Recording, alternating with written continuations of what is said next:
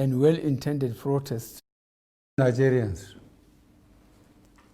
it has become necessary for me to address you, having heard from many concerned Nigerians and having concluded a meeting with all the security chiefs. I must warn those who have hijacked and misdirected the initial, genuine, and well-intended protest of some of our youth in parts of the country against the excesses of some members of the now disbanded Special Anti-Robbery Squad, SARS. On Monday, 12th October, I acknowledged the genuine concerns and agitations of members of the public regarding the excessive use of force by some members of SARS. The choice to demonstrate peacefully is a fundamental right of citizens as enshrined in Section 40 of our Constitution and other enactments. But this right to protest also imposes on the demonstrators the responsibility to respect the rights of other citizens and the necessity to operate within the law. As a democratic government, we listened to and carefully evaluated the 5-point demands of the protesters. And having accepted them, we immediately scrapped SARS and put measures in place to address the other demands of our youth. On approving the termination of SARS, I already made it clear that it was in line with our commitment to the implementation of extensive police reforms. Sadly, the promptness with which we have acted seemed to have been misconstrued as a sign of weakness and twisted by some for their selfish, unpatriotic interests. The result of this is clear to all observers. Human lives have been lost, acts of sexual violence have been reported, 2 major correctional facilities were attacked and convicts freed, public and private properties completely destroyed or vandalized, the sanctity of the palace of a peacemaker, the Oba of Lagos, has been violated.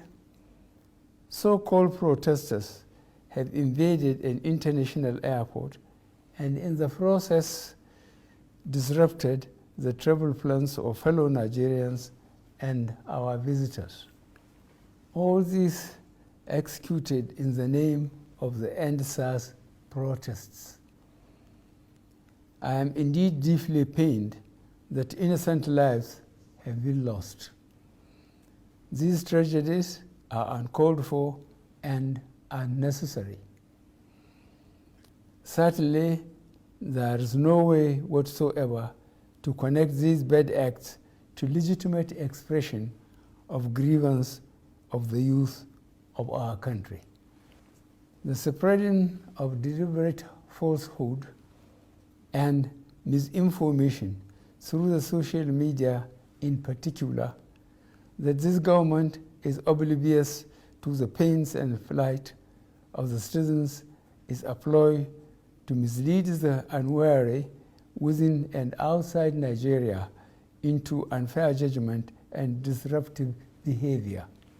On the contrary, both our deeds and words have shown how committed this administration has been to the well-being and welfare of citizens, even with the steadily dwindling revenues and the added responsibilities and restrictions due to the coronavirus pandemic. Government has put in place measures and initiatives principally targeted at youth, women, and the most vulnerable groups in our society. These included our broad plan to lift 100 million Nigerians out of poverty in the next 10 years. The creation of 75 billion Naira National Youth Investment Fund to provide opportunities for the youth and the micro, small, and medium enterprises survival fund, through which government is A, paying 3 months' salaries of the staff of the 100,000 micro, small, and medium enterprises. B, paying for the registration of 250,000 businesses at the Corporate Affairs Commission.